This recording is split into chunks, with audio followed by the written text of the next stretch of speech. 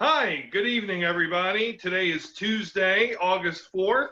My name is Bill Woodcock, And I'm Jason Booms. and you are listening or watching another exciting edition of Forward Maryland. Jason, how did you make out there in the grand village of Wild Lake in Tropical Storm Isaias? The lake is no larger than it was as of yesterday. So I think we're in pretty good shape. Everything seems dry, so I have no complaints. The What you?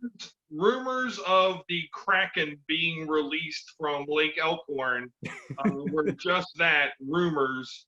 That's what I get for going to one of those clickbait blog sites in this county. Well, that does happen, and they do tend to report on such nonsense with great regularity. So it's easy to see how it'd be easy to follow into that sort of thing. Stay tuned. Yep. So, with that in mind, we go outside of our typical confines of Howard County for tonight's podcast enjoyment. And with us this evening is Franca Muller Paz. She is a candidate for Baltimore City Council in the 12th District.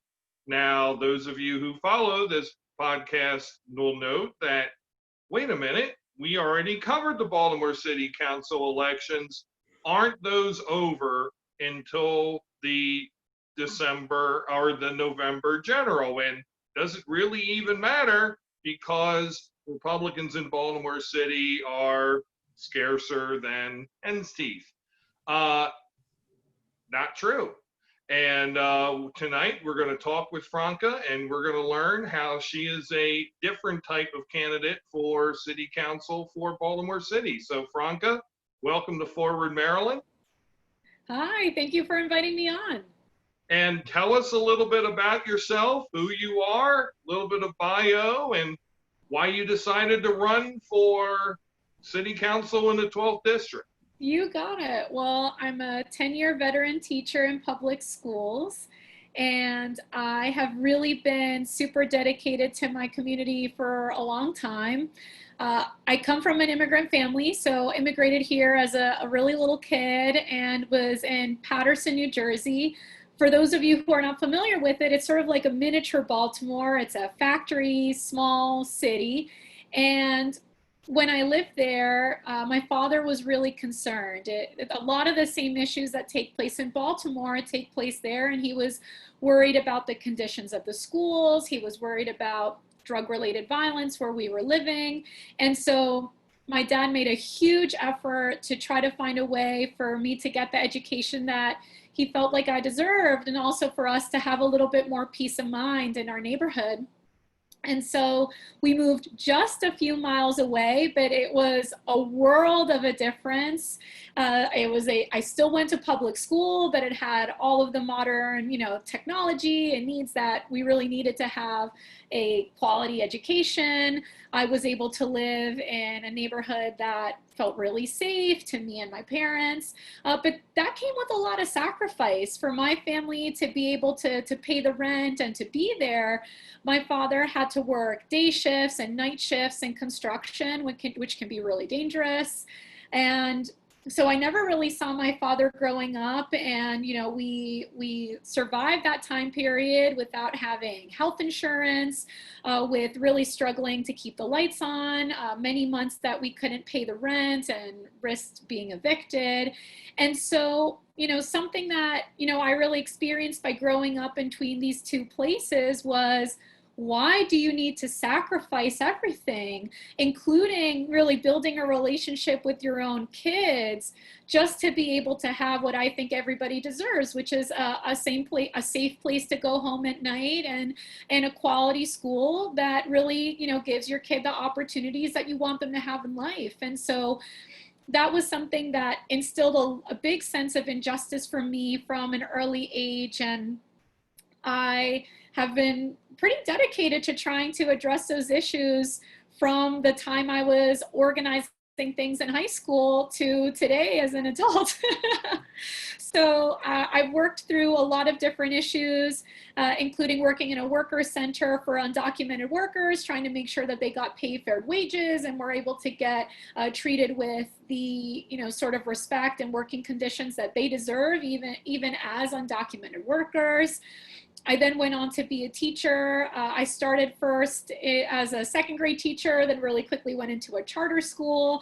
I tried to unionize my charter school because of a lot of infringements on not only our rights, but how our students were being treated.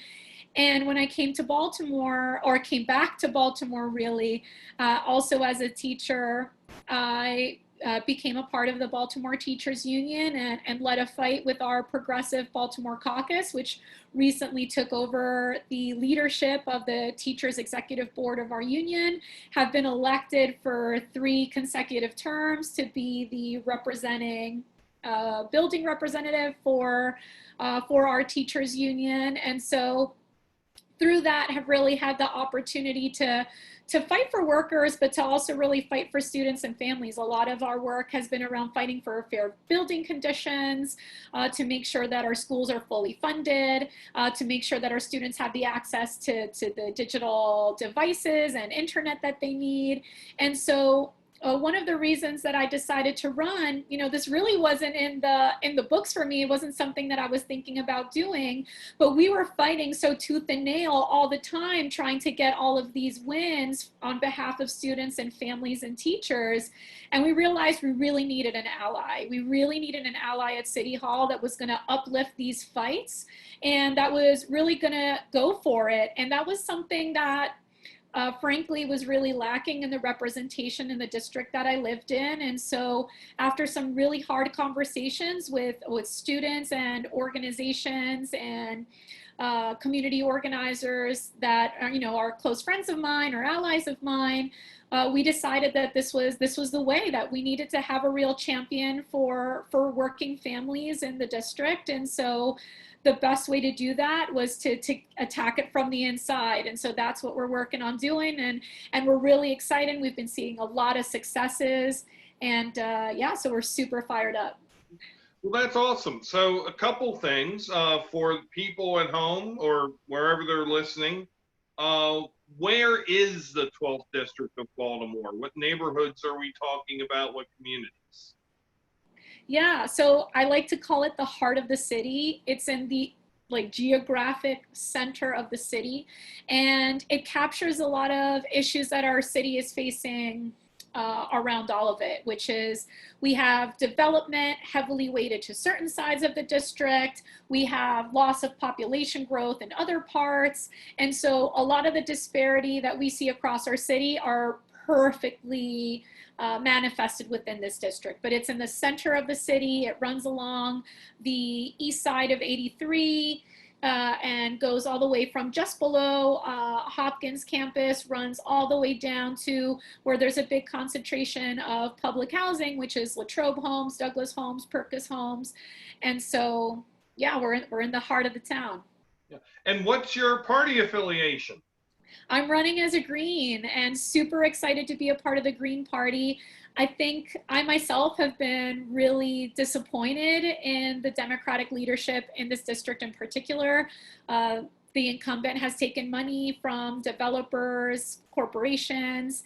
And so when bills hit his desk and he has the opportunity to make decisions that are either in favor of these corporate developer interests or in favor of students, families, and workers, we've often seen where he lands, right? He hasn't supported the fight for 15. That wasn't something that developers wanted. It was something that we workers were really united around, and he had a really special opportunity. He had an opportunity to be the vote that would have made it veto-proof from the mayor, and he didn't take it. And so while there was a majority of the council that supported the fight for 15, we lost that vote because of this one city council person not making a commitment to workers. And so it got vetoed by the mayor, which is really sad. We could have seen a $15 minimum wage in 2022. Instead, we're going to have to need to wait till 2025.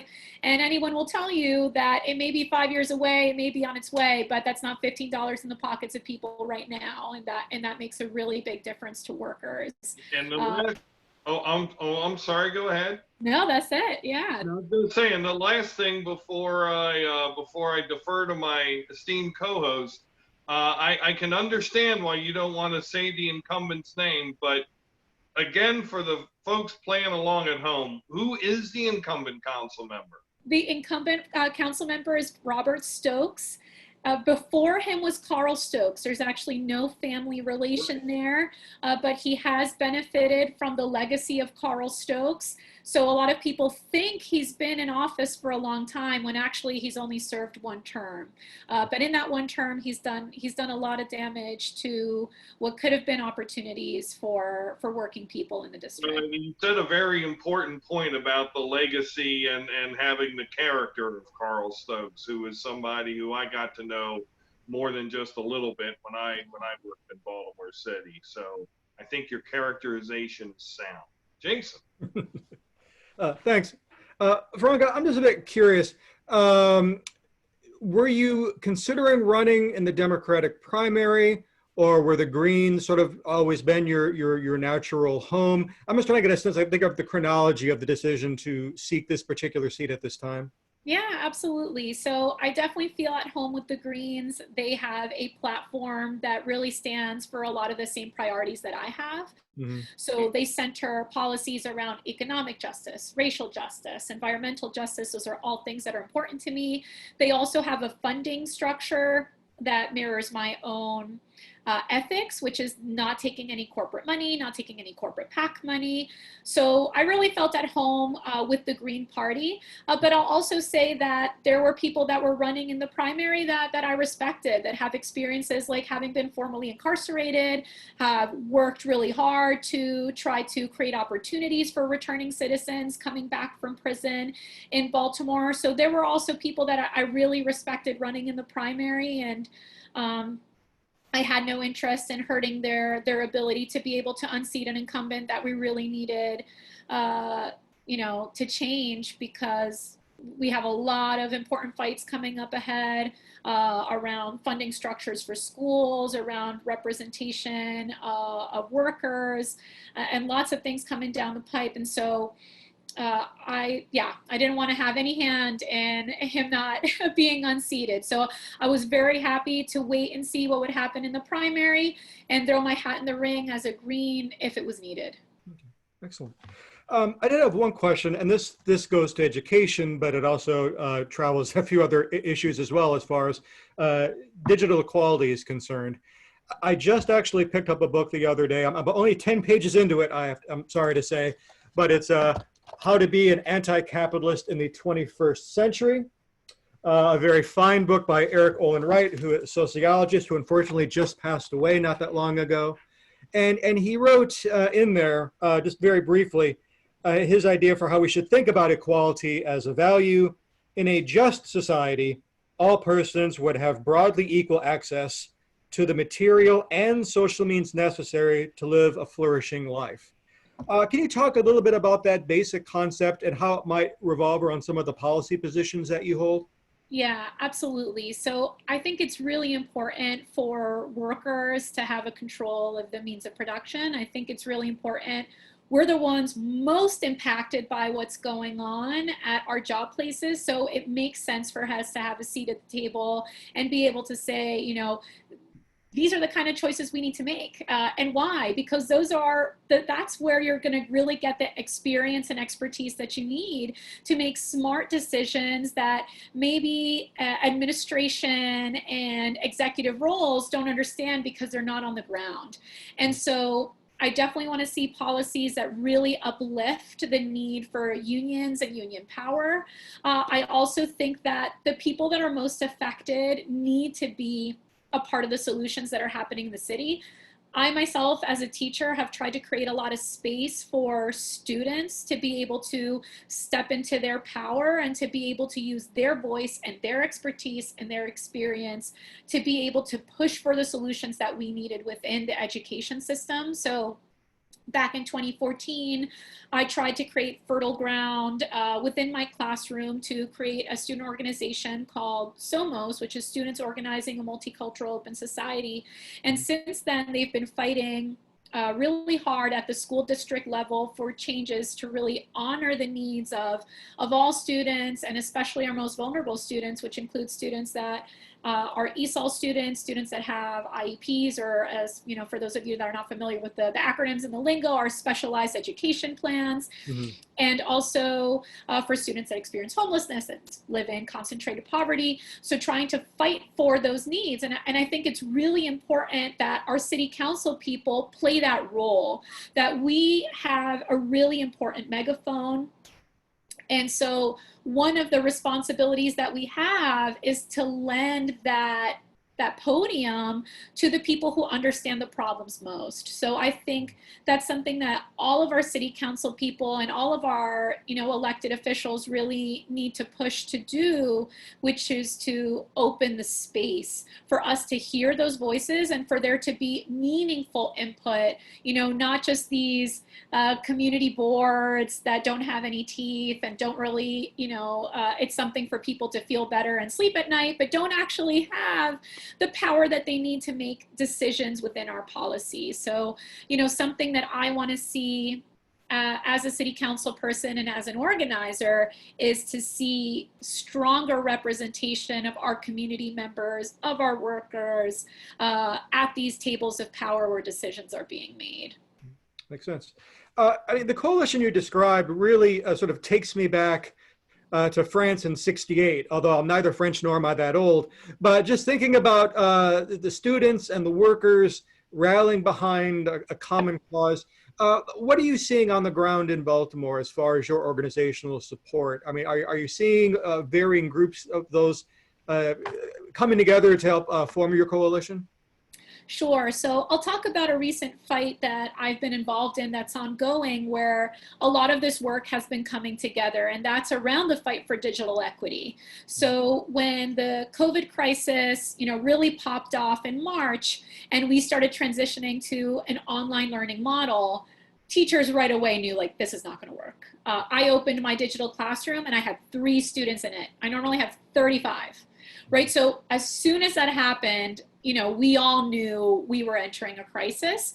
And it's something that teachers and schools understood, which was that students, and many of our students in particular of color, don't have access to either the devices or the internet speeds that they need to be able to do their work. But what we were able to do at school is that we were able to have our library and try to create infrastructures within our building to be able to try to mediate those issues. But once you ripped away our school building, right, and everyone's at home, the light was really shown on how deep a chasm there is of connectivity within our city. So I'll tell you right now, ABLE released an incredible report back in May that highlighted some of these issues. One is that we're one of the most disconnected cities in the United States.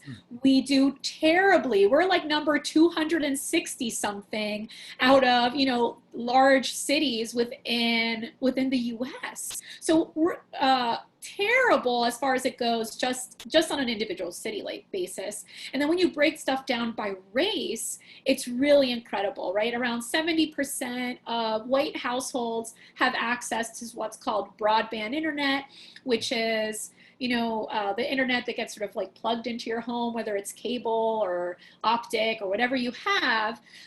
But when you looked at Black households, it was around 50%. And Latino households, you're looking at 46%. So the reality, what we discovered, what we knew already from what we could see in our classrooms, and then what it was, revealed within the data, is that 1 in every 2 students of color, or really Black and Latino students, we're not going to be able to get educated through this model. They just didn't have the tools necessary. And so teachers came together, digital advocates have come together, foundations have come together. We really have been able to get great advocates at City Hall. That does not include our incumbent, Robert Stokes, but other city council members have been involved in the fight, and students and parent organizations and organizations that organize around especially Black issues in our city. So we have had some major victories under our belt. We won $3 million back in May from City Hall to address this divide. And we have really put some pressure on the school district to really do their part. They've done tons of work to try to find any money they can to be able to purchase hotspots and devices. And every device that we had in our schools went out. Anything that wasn't nailed down to the floor has gone out to families to be able to connect their students. And so a lot of the folks that have been a part of this digital fight are also involved in our campaign and working and supporting this campaign. And so it's been an amazing organizing opportunity. I've been so excited to see how unions, students, parents, community organizers have come together around this issue, and to really see a lot of that community work also come over into who's supporting our campaign. And so, yeah, it's been a really exciting path, which right now has led to this coalition facing a huge fight with Comcast, the company, and Comcast actually getting really upset at our campaign. There was a Maryland Matters article that printed recently, and they really went after that journalist and her editor to make some changes. They were not happy about me pointing out their powerful franchise agreement that has resulted in them having almost exclusive control of clients with regarding internet in the city, and also how inadequate their internet is that they give to low-income families, and how really predatory their package for low-income families is. And since that's a fight that we've taken on, which we want to translate into municipal internet, we have found ourselves, in sort of a power struggle with Comcast as well within the campaign. Well, in politics, sometimes you've got good enemies. And I would say, based on the popularity of Comcast through their years of malfeasance at various levels, if they oppose you, you're doing something right. I do have one more question, though, before I turn it over to Bill. I do hear a lot of these similar themes. My wife is an educator. She's an assistant principal in Montgomery County schools. Awesome. And she's seeing many of the same sort of issues with her Latino students, Black students, and questions having to do with income disparities and access questions, just to ensure that all the students have the best possible educational experience, even what's considered to be a relatively affluent school, which isn't necessarily the case, but some people think of it that way. But looking ahead to this coming, let's just focus on the fall for now. What are your thoughts about the educational experience that the students are likely to have? And are there any other ways it could be improved against the backdrop of having it take place virtually and not knowing where this pandemic is going to go? Any solutions you have in mind? Yeah, absolutely. And I do want to thank the teachers from Montgomery County. They were also out in the rain last night or yesterday having their own action around not just Comcast, but also Verizon, because they have, some presence there in Montgomery County. So, really big shout out to Montgomery County for being in solidarity in this work to, demand what our students need. As far as solutions, we need to pressure Comcast to step up. They have repeatedly tried to say that, they feel that City Hall has to do their part, and the schools need to do their part, and foundations do need to do their part, that this is like a team effort, which frankly, we've all been doing the work, trying to get our kids online. The only partner that's missing is Comcast. Comcast has been breaking records. They had a 13-year record in new customers. And I'll dive into that for a second and talk about how this is a solution. So they had a 13-year record, which is around 320,000 new customers in the second quarter.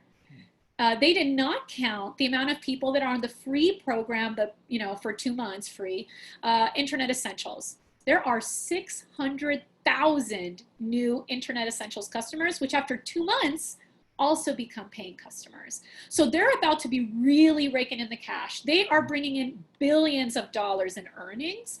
And so, City Hall has put down money.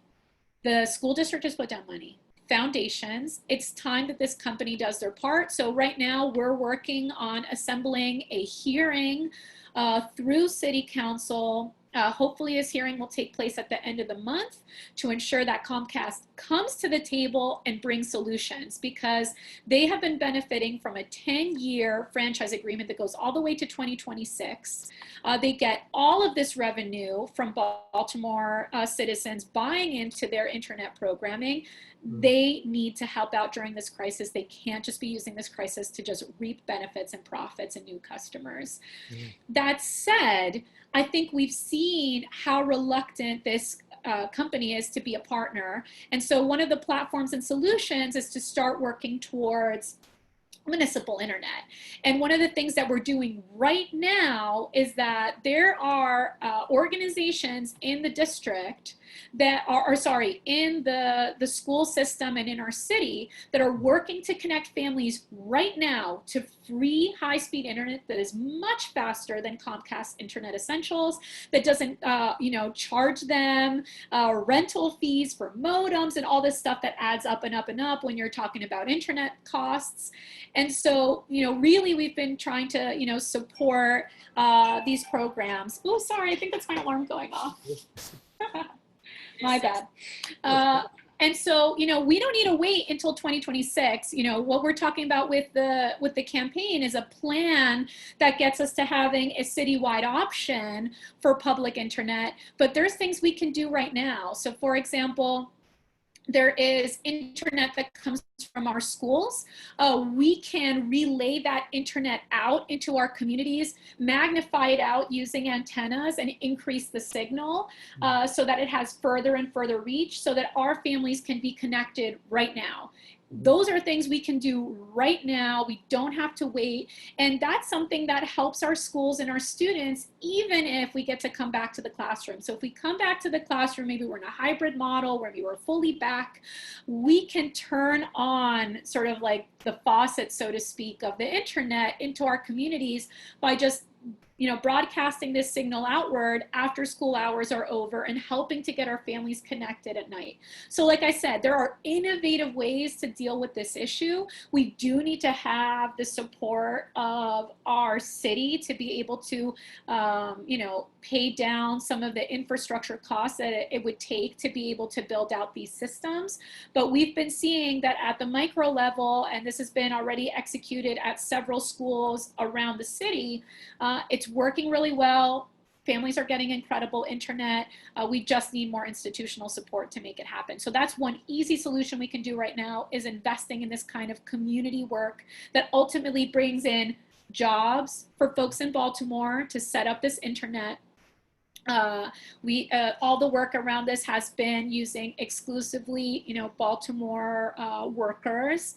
It's a way to teach families and give them some knowledge around internet access and, and getting online. There's a lot of great opportunities here. So that's an easy solution. We can do it right now. Great. I mean, that just seems to be one of those practical solutions that anyone seeking the city council should be working hard to achieve. So, yeah. Good luck with that endeavor.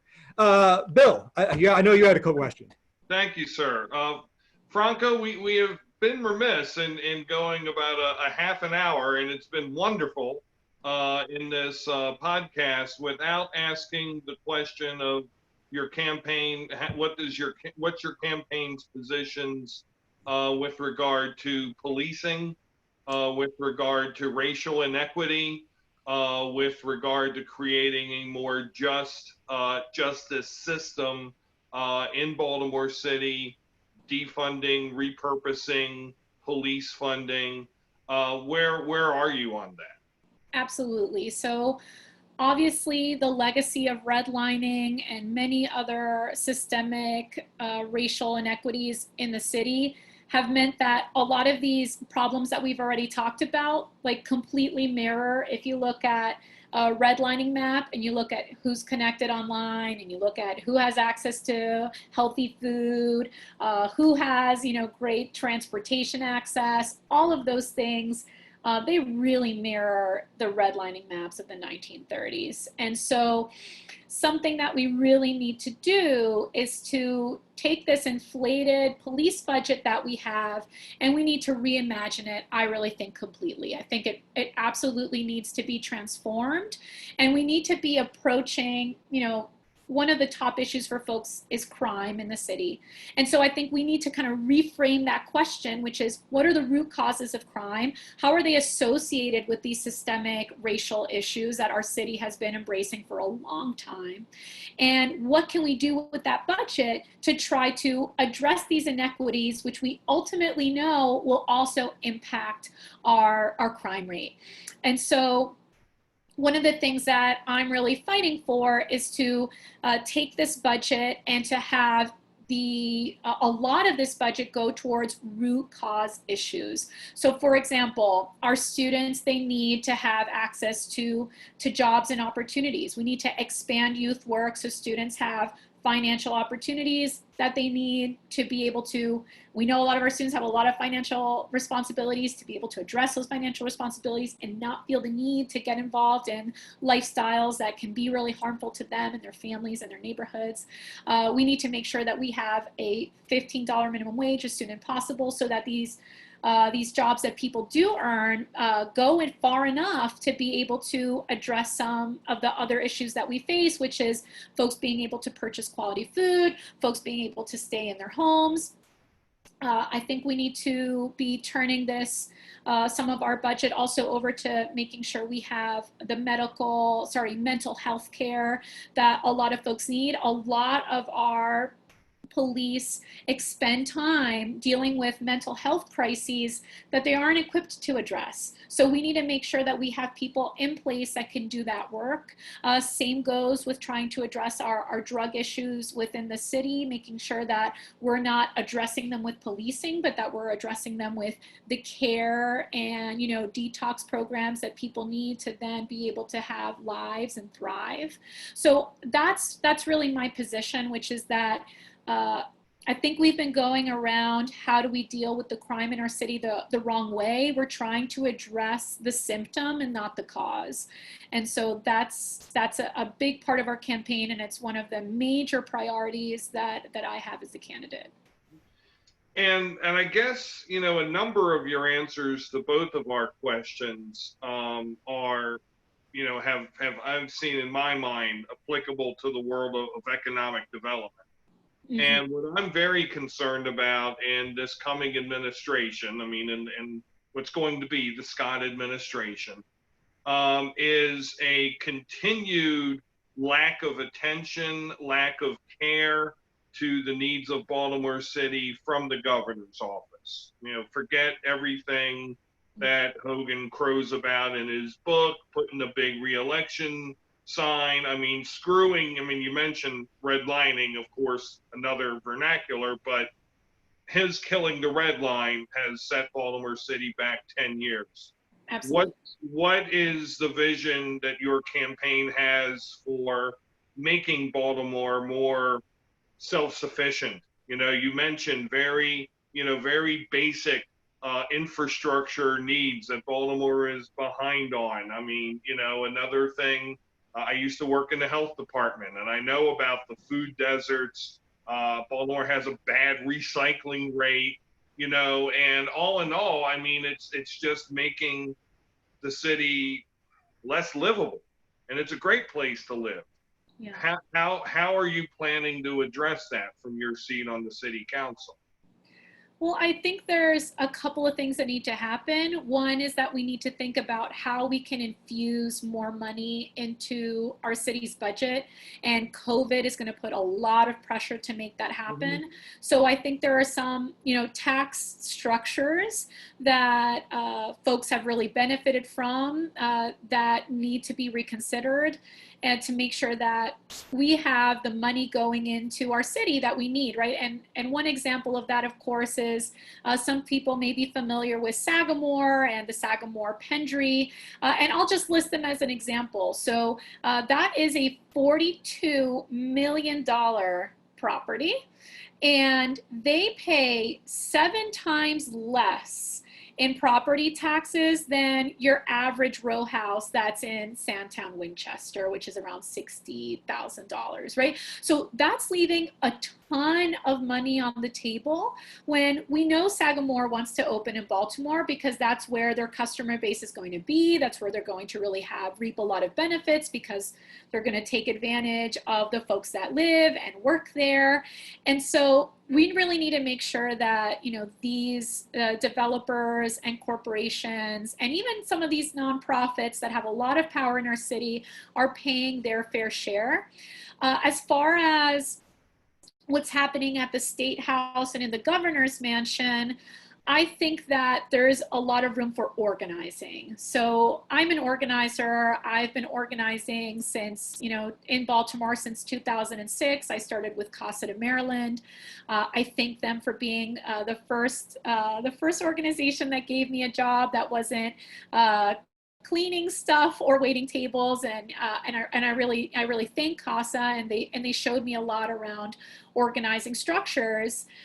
And I think that's something that's missing in some of our city council representation, which is I think they, you know, do a lot of mobilizing during the election and then they get into office and sort of leave those skills behind, when to get things passed, you need a lot of momentum and you need, you know, sometimes crises to really make things happen. And a good way to create the crisis that creates the sort of political pressure to make something happen is by having a lot of popular support, popular action taking place. So one of the things that I want to see is a really activated 12th district that is willing to go down to Annapolis when something is happening, that's willing to go to the governor's mansion and really make their voices heard.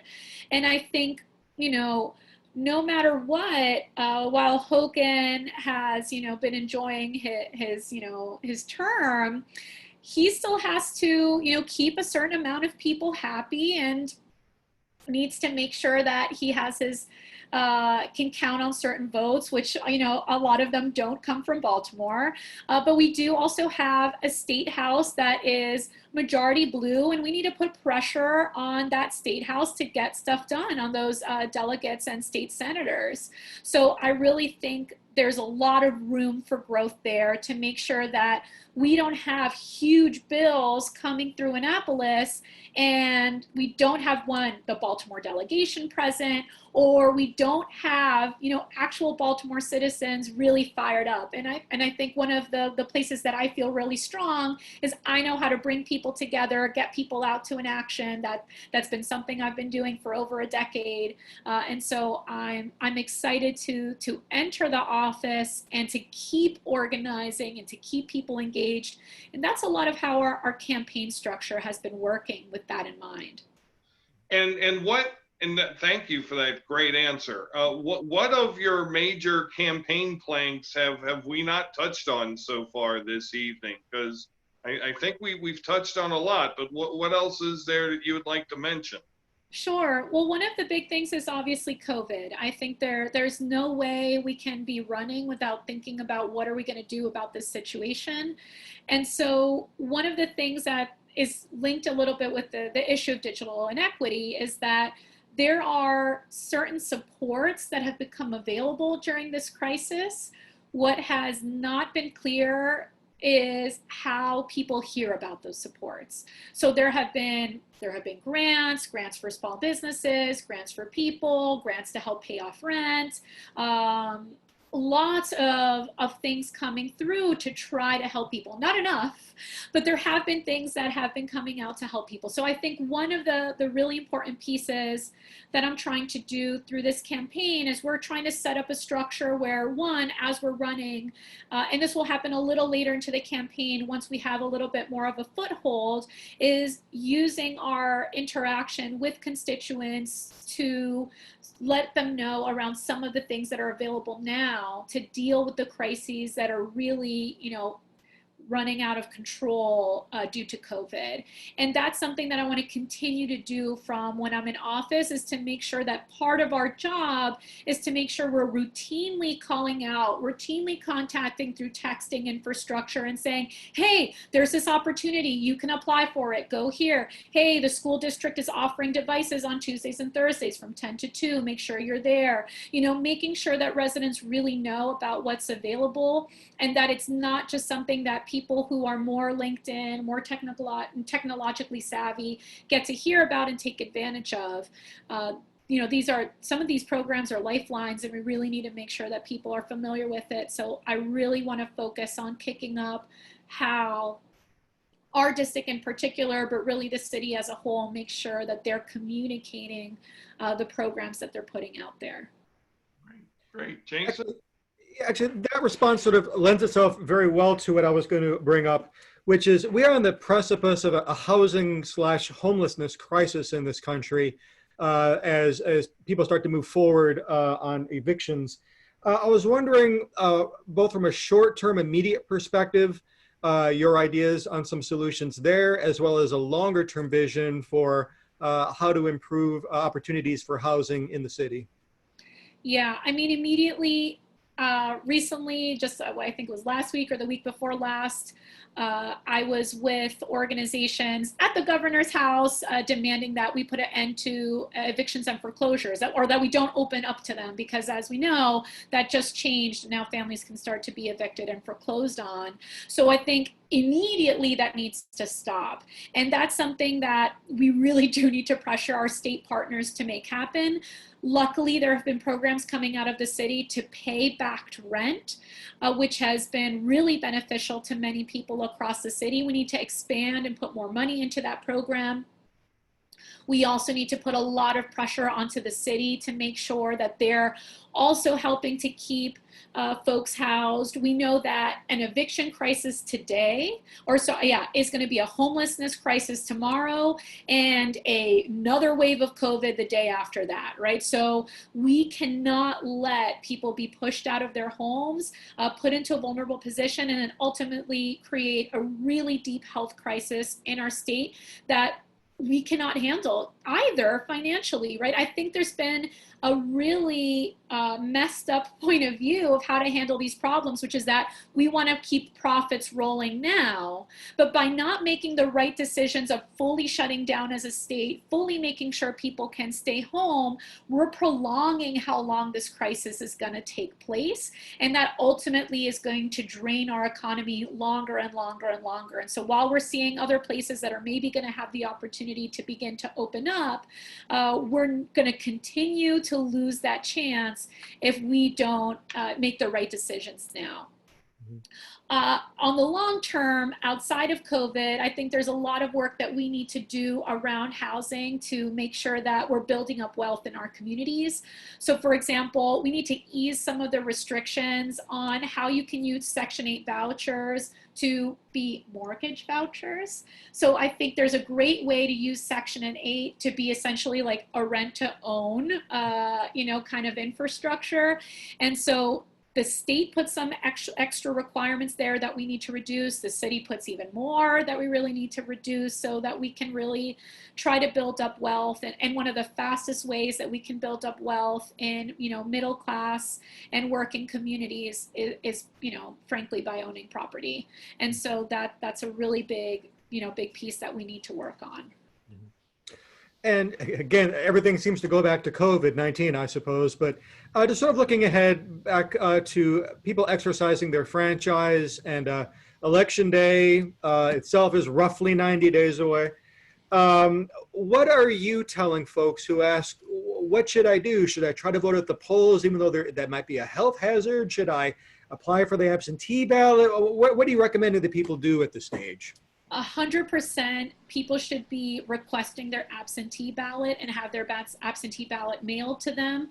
We know a lot of people don't have printers, so don't accidentally request the print option. Make sure you're having it sent to you. And I do not recommend that people go out to the polls. I really think if you're able, please request the absentee ballot. I don't want to see anyone put themselves in harm's way for this election. But what really needs to happen is that the governor needs to do what we did with our primary, which was great for voter enfranchisement, and have a mail-in election. I think that's really important if we really want to hear the voice of Marylanders, and so that's definitely what I'm advocating for. But if if that does not budge, then I think the real recourse that we have is to request absentee ballots, and that's the best way to keep people safe. Makes sense. Bill, I know you have a question. Yes, and speaking of the ballot, are you on the ballot as a Green Party candidate? Yes, well, I'll say that with yes, with a 99.99999% certainty. Yesterday, we submitted our ballot petition, and we had already confirmed 4,500 of the ballots. We needed 5,000, so we only needed 500 more, and we submitted around 2,000 extra.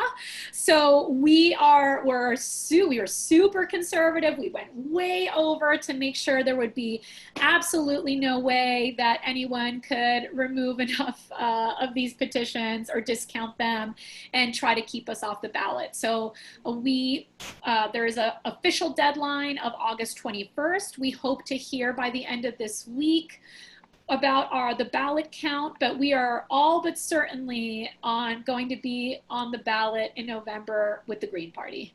Okay. And before I recognize Jason for his final question, which has befuddled and bamboozled many a guest. It's a Roger Mudd, Ted Kennedy moment all over again. Oh, David Susskind is looking down from above and smiling. How can people learn more about your campaign? Where do they go? What do they do? Yes. Well, people can go to Franca, Franca, forthepeople.com. So again, Franca, forthepeople.com. And you can sign up and volunteer. You don't need to live in Baltimore. You don't even need to live in Maryland to volunteer. Anyone can do it because of, thank you, COVID. And also to please donate. We're really coming up against some very entrenched corporate and developer interests. We have certainly sort of shaken the bee's nest a little bit around Comcast. So we know that the incumbent Robert Stokes has also received money from the FOP, or the police union. And so we are not taking any corporate money, developer money, or police union money. So we really need the support of individuals that feel fired up about the policies that we're fighting for. So whether you're in Baltimore, Maryland, or anywhere else, this is a really important fight. When we win in Baltimore, we help to create this precedence to really help to also push progressive policies across Maryland. And we can set an example that other cities fall with. So for example, we've been pushing for this digital divide. Our hard work, we began networking with council people in Philadelphia and in Detroit. And now Detroit has published more or less the same exact resolution as Baltimore's. Philly is getting ready to do the same. So when Baltimore wins, there really is a way for everyone to win. So please get involved, please volunteer, please donate at francaforthepeople.com. We really need your support. Jason, she seems like a tough bird. I think she can take it. Go get her. Well, let's see. Well, let me ask us. Obviously, campaigning 2020 style is very different than perhaps any of us had anticipated. But say you run into a voter and they really want to know all about you, and they ask you the question, Franca, what's your deal? What do you tell them? I tell them I'm a fighter. I think we haven't had a fighter in City Hall with this last incumbent. He's been in there for 4 years. And what has he done for us? He hasn't fought for the students, parents, the families, the workers in our district. I've been fighting for us for a long time. And if we want to get stuff done, and if we want to start to win the policies that we need to try to get to enjoy Baltimore the way we really deserve, to be able to have and live the lives of dignity that we deserve as Baltimoreans. I think they should vote for me, vote to have a fighter in City Hall, because I've been fighting for a long time. I'm not ready to let up. And the people that are supporting our campaign, they've all been fighting alongside me. So we know what it takes to win. We know what it takes to make the pressure necessary to get it done. So that's what I would tell them. Well, Franca, Baltimore has a long boxing tradition back from the light heavyweight champion Joe Gans from the 19th century on. At this point in its history, I think at I believe, 291 years of age, recently celebrated, Baltimore can use all the fighters it can get. So we wish you well on your campaign, and we thank you for being a terrific guest, and hope you'll come back at some future time. Thank you, Bill and Jason. I really look forward to being back, and I hope it's soon. Our pleasure. Jason, anything in closing? Nope, just always glad to see a people-powered campaign in action. So again, thanks for joining us. Likewise, Franca, and thank you as always, Jason. My name is Bill Woodcock. We may be with you later on this week. Still guest TBD. If you're the guest I've been trying to reach, and you're watching this, please email me back. But anyway, for Jason Booms, my name is Bill Woodcock, and you have been watching or listening to another edition of Forward Maryland. Have a great night, everybody. Take care.